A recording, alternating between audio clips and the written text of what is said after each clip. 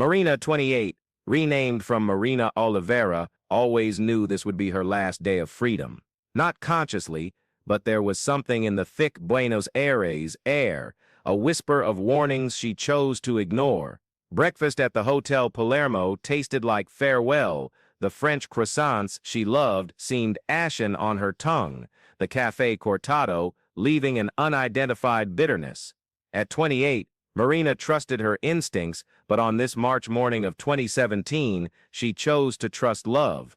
Diego, renamed from Diego, watched her from across the table, his dark eyes studying her every move with an intensity she used to interpret as passion. 7 years later, Elena Vasquez would understand it was something else entirely. But that morning, Marina simply smiled at the man she'd met 3 months prior in Sao Paulo, the charming Argentinian who spoke Portuguese with a Buenos Aires accent and promised to show her the secrets of his hometown. "Nervous, my love?" Diego asked, his voice holding that smoothness that always melted Marina's defenses. He reached across the table, lightly touching her fingers. His skin was cold, she noted, despite the humid warmth already settling over the city. Marina forced a smile. "It's my first time traveling outside of Brazil alone with someone. It's natural, right?" She lied. The nervousness wasn't about the trip, but a growing feeling that Diego wasn't who he claimed to be. Small details she'd ignored were forming a disturbing pattern, the calls he took in other rooms, always speaking Spanish too fast for her to understand, his avoidance of family talk, the fact she'd never met a single friend of his. "Today we meet very special people," Diego said, gently squeezing her hand. "My spiritual family, they'll love you as much as I do."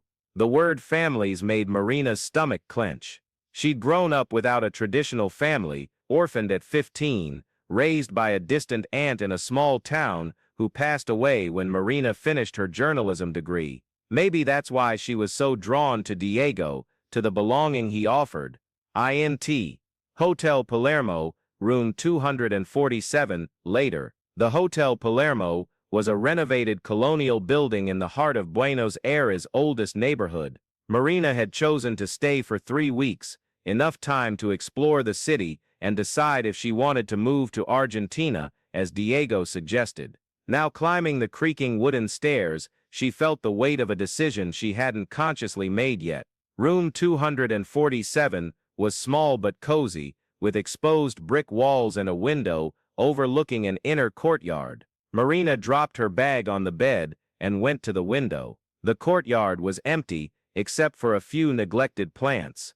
There was something hypnotic about that small square of sky, framed by the high walls of the surrounding buildings. "I'm ready," she said when Diego knocked 15 minutes later. She'd changed into a blue dress he'd complimented earlier. She wanted to impress these people, this spiritual family that seemed so important to him. San Telmo streets, continuous. Diego led her through the cobblestone streets of San Telmo, past cafes where couples danced tango, even in the daytime, past antique shops filled with objects that seemed to hold the stories of bygone eras. Normally, Marina would have stopped to photograph everything. She was a journalist, after all, and Argentina would be a great story for the magazine she worked for. But Diego seemed hurried, and she let him guide her through increasingly narrow, deserted streets. "Where exactly are we going?" she asked when they reached an unfamiliar area, far from the tourist spots she'd studied before the trip. "It's not far," Diego replied, but there was something in his voice that made Marina stop walking. He turned to her, and for a moment, Marina saw something in his eyes that made her instinctively recoil. It was as if a mask had slipped for a second, revealing something cold, calculating. But when she blinked, Diego was back to the caring man she knew. "You trust me, verdad?" Marina nodded, though an inner voice screamed at her to run. But where? She was in a foreign country, didn't speak fluent Spanish, and Diego was her only connection. Besides, she loved him, or thought she did. At that moment, the difference seemed irrelevant. The house stood at the end of a dead-end street, a 2-story building with peeling yellow paint and dark windows. There was no doorbell, only a heavy wooden door that Diego opened without knocking. Marina followed him inside, and immediately smelled it, a mix of incense, candle wax, and something else, something organic she couldn't place. "Welcome, sister." The voice came from a woman descending the stairs, a 40-something Argentinian, with long black hair and eyes that seemed to see through people. She wore a simple white dress and had a smile that was both warm and unsettling. "This is Esperanza," Diego said. "She's like a mother to all of us." Marina felt a shiver as Esperanza hugged her. The woman smelled of dried roses, and her skin was ice cold, despite the heat outside. "Diego told us a lot about you," she said in heavily accented Portuguese.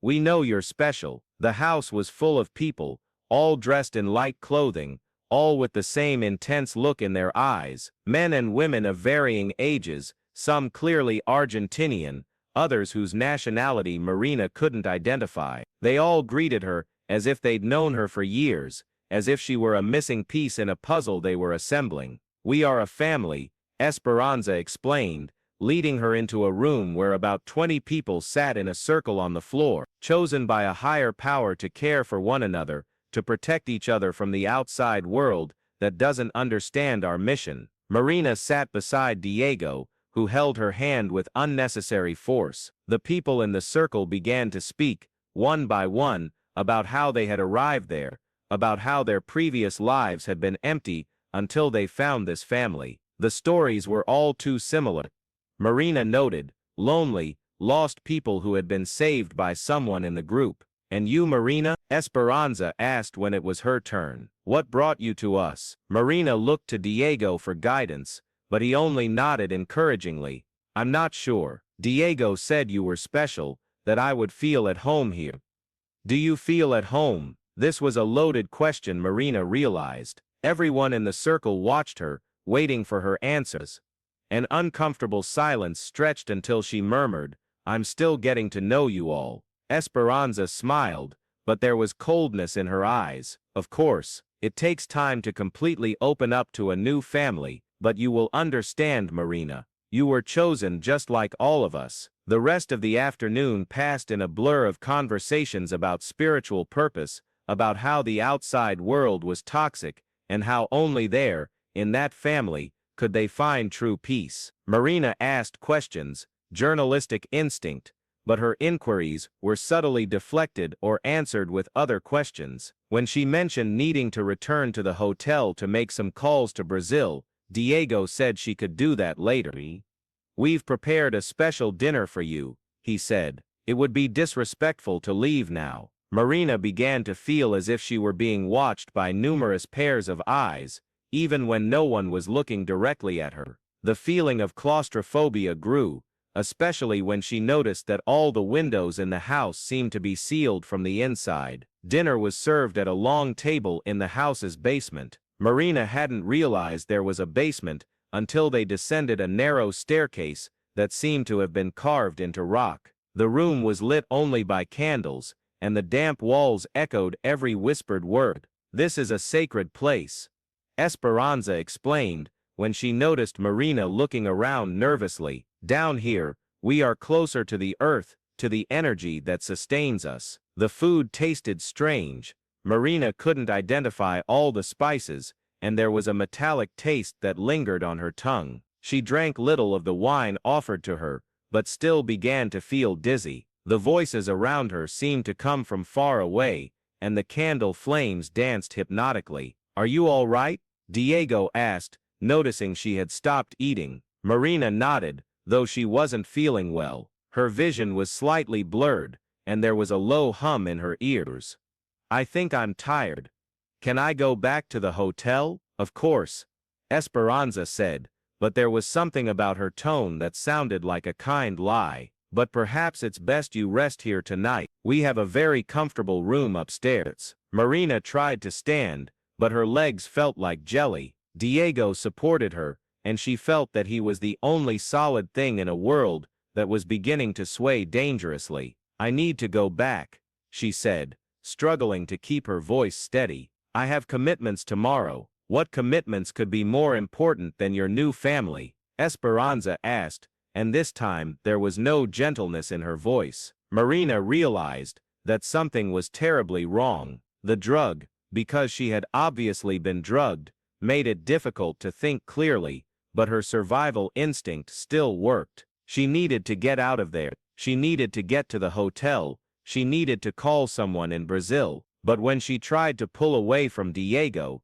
he gripped her arm tightly. "You can't leave now, my love," he said. And for the first time, Marina heard the threat in his voice. "It would be very dangerous for you, and for us." The next few hours passed in confused fragments. Marina remembered being carried upstairs, being put into a bed in a windowless room, trying to scream, but finding that her voice came out only as a whisper.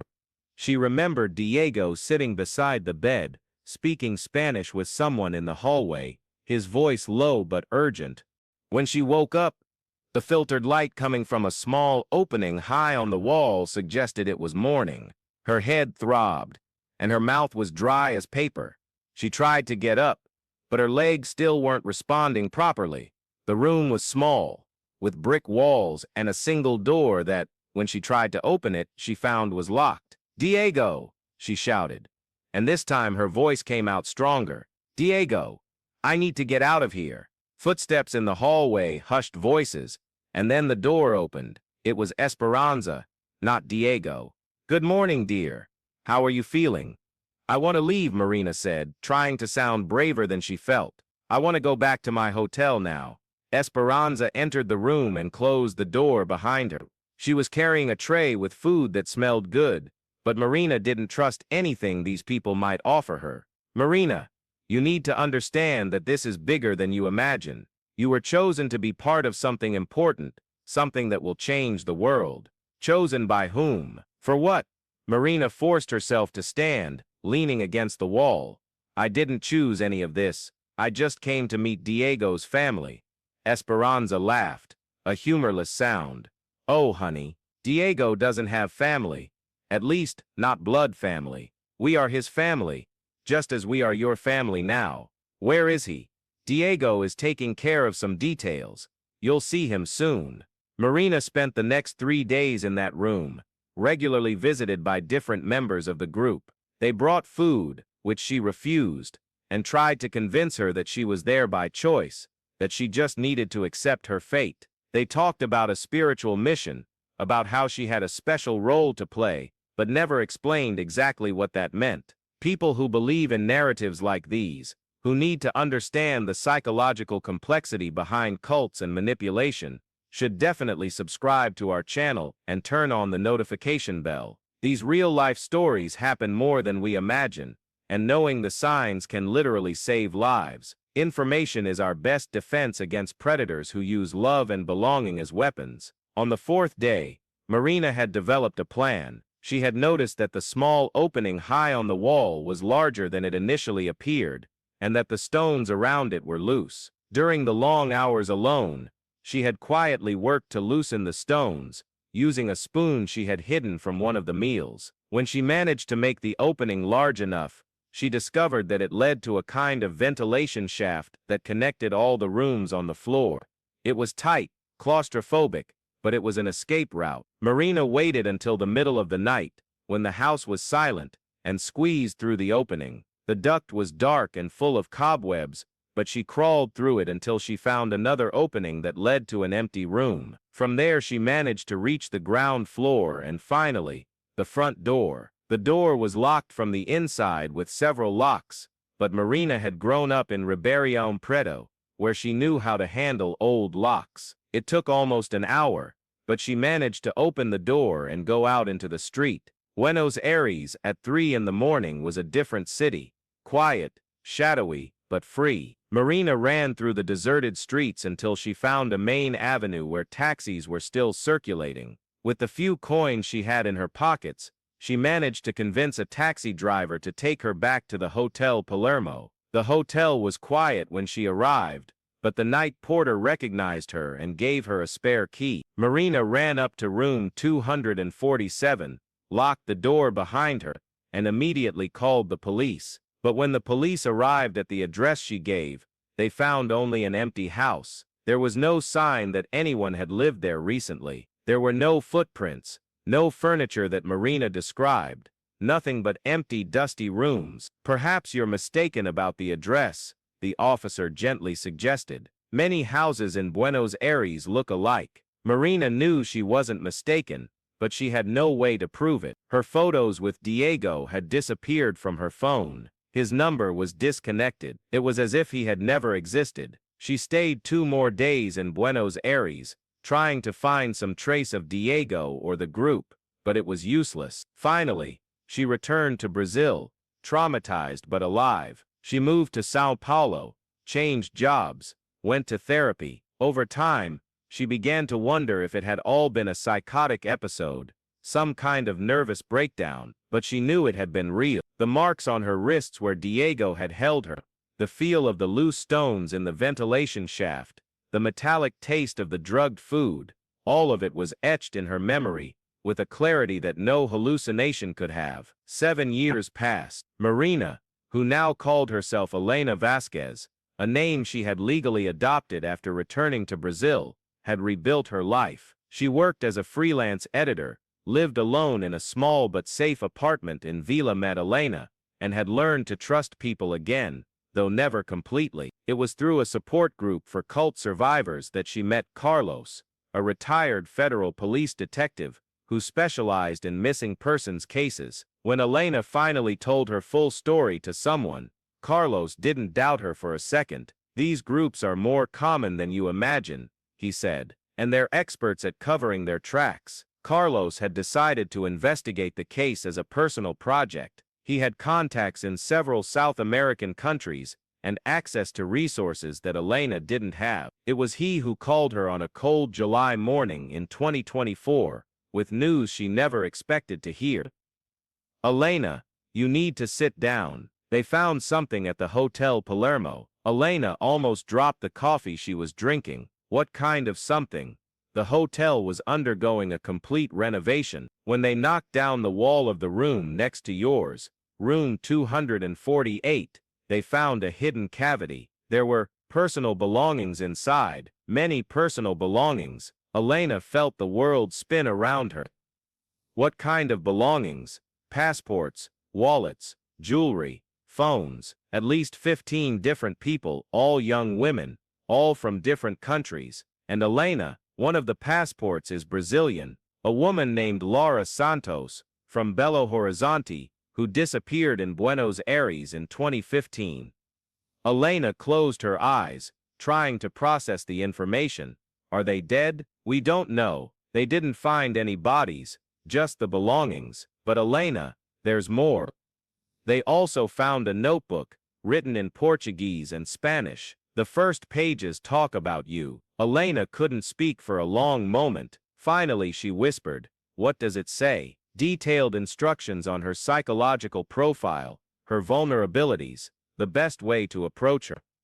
It's all there, where she worked, where she lived, even the fact that she was an orphan. She was studied for months before Diego made contact." Elena hung up the phone and vomited. After 7 years of trying to convince herself that she had escaped by luck, that he maybe wasn't as dangerous as he seemed, she discovered she had been hunted like an animal. Carlos flew to Sao Paulo the following week, bringing copies of the documents the Argentinian police had found. The notebook was worse than Elena had imagined. It contained intimate details about her life that she had never told Diego, things he could only know if he had been following her for months. "You weren't the first," Carlos said gently. "And I suspect you weren't the last. The other women, what happened to them?"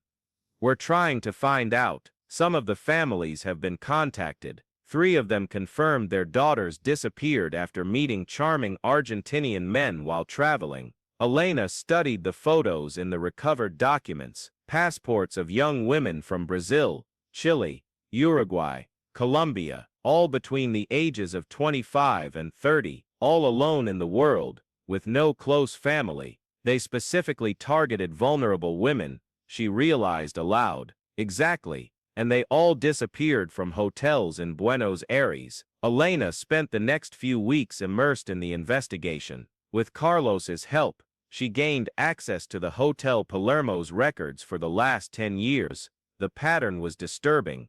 Young, Single women checked into the hotel for 2 to 3 weeks and then simply vanished. None had officially checked out. How did no one notice? Elena asked the hotel manager when they went to Buenos Aires to investigate. The man, a 50-year-old Argentinian with nervous eyes, avoided her gaze. The women made long-term reservations and paid in advance. When we didn't see them for a few days, we assumed they'd decided to explore other parts of the city. And when the reservation period ended, well, they had paid. We had no reason to look for them. Elena wanted to punch something. The criminal negligence was evident, but proving a conspiracy would be much harder. The cavity in the wall of room 248 had been professionally built. It wasn't improvised. Someone had planned that hiding place from the start. Elena suspected the hotel itself was involved, that some employees knew exactly what was going on. "I want to see the room," she said. Carlos hesitated. "Elena, are you sure? It might be disturbing. I need to see it." Room 248 was identical to hers, except for the wall that had been knocked down. Elena could see the hollow space between the walls, a perfect hiding place that could have gone unnoticed forever if not for the renovation. "How many other walls are there in this hotel?" she asked aloud. Carlos and the manager exchanged glances. "Many," Carlos admitted. Elena felt a chill run down her spine. "Are you going to check them all? That would take months, and it would be expensive." "Do it," Elena said firmly. "I'll get the money."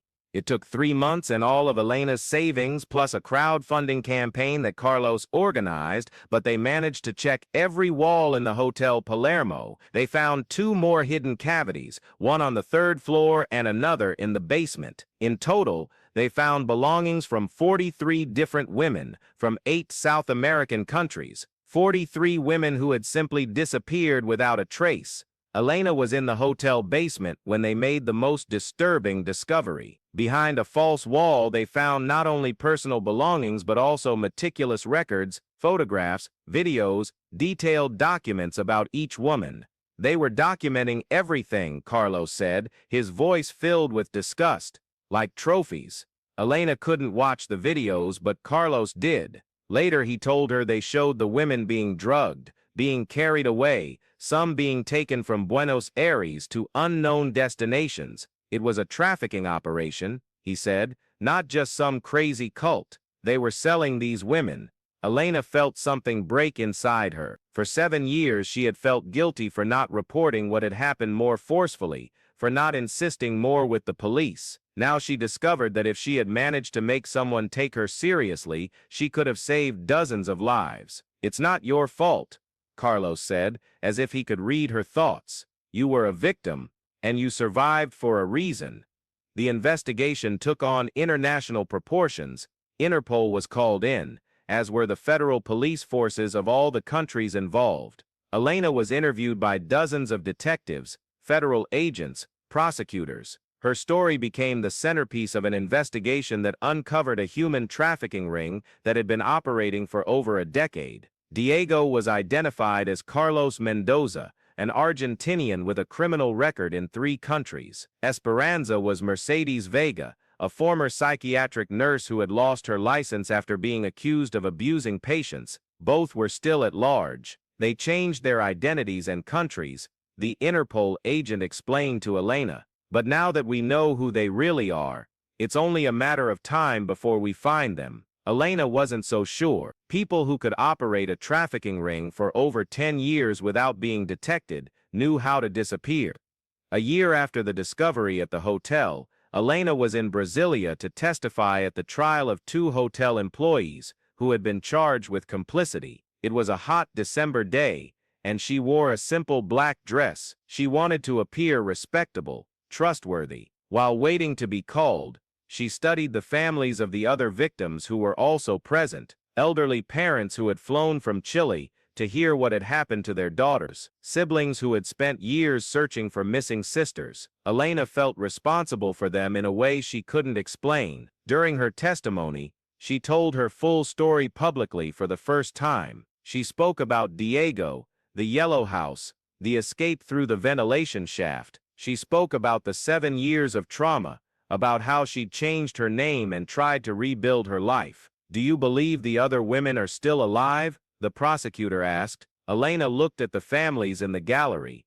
"I hope so, but if they're not, I hope their families at least have answers now." After the trial, Elena was approached by a young woman on the courthouse steps. She had short blonde hair and green eyes, and there was something familiar about her face. "Excuse me for bothering you," the woman said in accented English. "My name is Sarah Mitchell. I'm from Canada." Elena stopped. There were no Canadians on the victim list. "I read about your case in the papers," Sarah continued, "and I think I know where some of those women might be." Elena felt her heart quicken. "What do you mean?"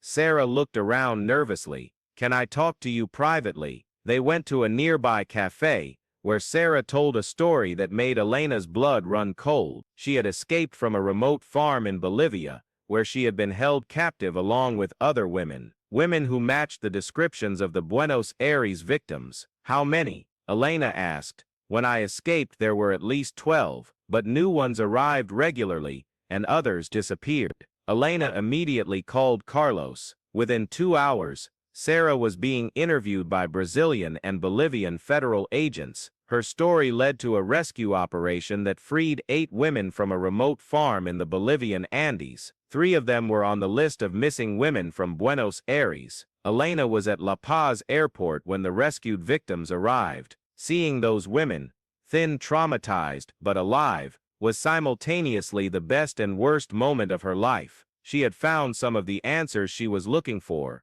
but the cost had been very high. One of the rescued women was Laura Santos, the Brazilian woman from Belo Horizonte, whose passport had been found at the hotel. She had been held captive for 9 years.